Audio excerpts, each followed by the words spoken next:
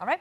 Meanwhile, Iran is ramping up its attacks on several Gulf nations by widening its strikes against energy facilities. So this comes after Israel struck a major gas field in Iran as the conflict in the Middle East perhaps enters a new phase. So Trey Yingst is live in Tel Aviv. Some controversy about this, Trey. Yeah, Dana, good morning. Absolutely. As Operation Epic Fury is now well into week 3, there is a renewed focus on the targeting of energy infrastructure in the region. We have some video of the South Pars gas field yesterday that was hit with Israeli strikes. This is a field that connects also to a Qatari field in the Strait of Hormuz, and you can see this smoke rising from the horizon there in southern Iran. In response, the Iranians targeted the Ras Laffan gas field in Qatar. This is the world's largest producer of liquefied natural gas, a significant escalation, and drew condemnation from a variety of Gulf countries. The Qataris just about 11 hours ago released a statement saying the civil defense has fully contained 2 out of 3 fires in the Ras Laffan industrial area with no injuries reported. Cooling and securing operations at the sites are ongoing, while the explosives group of the Internal Security Force is carrying out its tasks in handling any hazardous elements. Now, President Trump overnight took to Truth Social, speaking directly about the Israeli strikes that drew this retaliation. He said in part, quote, Israel, out of anger for what has taken place in the Middle East, has violently lashed out at a major facility known as South Pars gas field in Iran. Now, Israeli officials are pushing back against that characterization. But earlier today, the Secretary of the Treasury, Scott Bessent, spoke about the U.S. efforts to try and reduce the pressure on global energy markets. The Iranians had been pushing out, that would have all gone to China. In essence, we will be using the Iranian barrels against the Iranians to keep the price down, for the next 10 or 14 days as we continue this campaign. So we have lots of levers. We've got plenty more that we can do.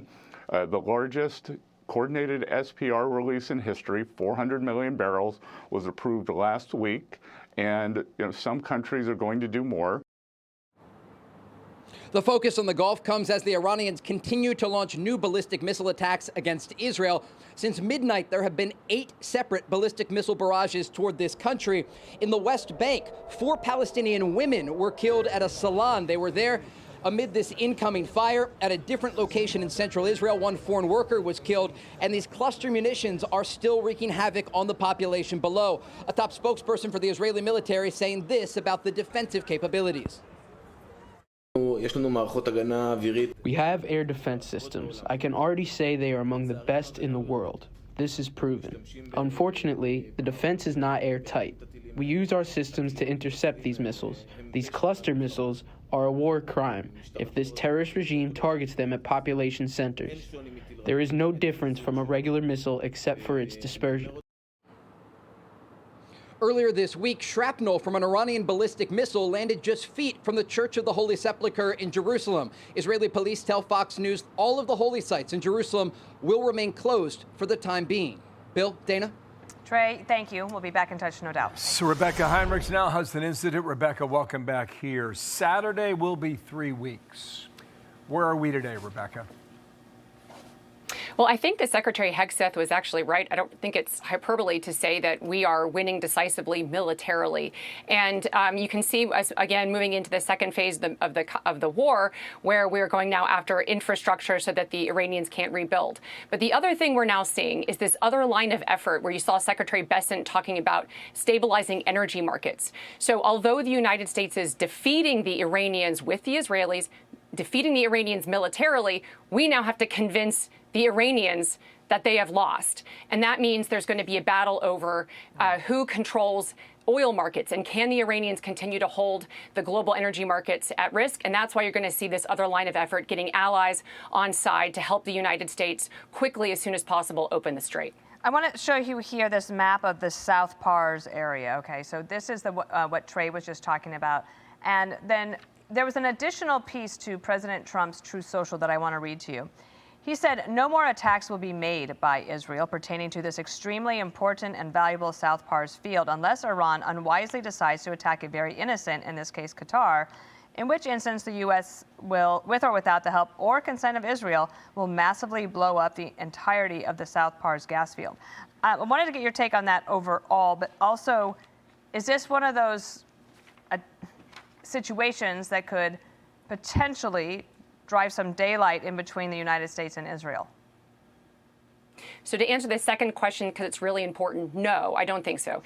I think that the United States is working very hand in glove with the Israelis about targeting. And so I suspect this is one of those instances in which the United States knew the Israelis would do this, actually, but we were not participating in it. It was a limited strike, and it's meant to do what I said in the last time I just spoke, which is it's military coercion over energy markets. So the United States and Israel is saying, we don't want to destroy your ability to produce oil and gas. And this particular field, Dana, is really important because it provides 70 to 80% of energy to the Iranian people. And our war is not with the Iranian people. But we want to say to the regime, we have the ability to do this. We don't want to do it. But by the way, the Iranians have been attacking oil and gas infrastructure against the Saudis, the Qataris, the Emiratis. And so this is not the first time, but it is the Israelis responding, saying, look, we can do this too. You don't want to play this game. Rebeccah, give us a bit of a forecast here. It's my sense that we, work in this story, yourself, viewers at home, they wake up every day and say, what's happening today and where's it going tomorrow? How do you best address tomorrow? So I think that first of all, to keep in perspective, we're only in 3 weeks into this war. I mean, wars it would still, if it was a year-long war, that would still be a very short war in terms of the length and duration that these things can go. I don't think it's going to be that. I still believe that it's going to be short. But we want to make sure that we win the peace on terms that are good for the American people. We are already dramatically safer than we were 4 weeks ago, before this war started. But we really do need to get our allies on side. President Trump has used a lot of vinegar in diplomacy with our allies. We got to use some honey now because we do need them. It'd be great to have a coalition to help us open that straight. And by the way, Eastern Europe, the Baltic countries, small countries, they're the kings when it comes to minesweeping. They've got more capabilities than we do. So we need to get some allies on side to get this thing done. But I do believe the Iranians are on their back foot, and we're going to be in a better place, I think, in the coming months. All right, Rebeccah, thank you. Love having you on the show. Good stuff. Thanks, Rebeccah. Want even more Fox News on YouTube? Become a Fox News Patriot today. Click join to find out how.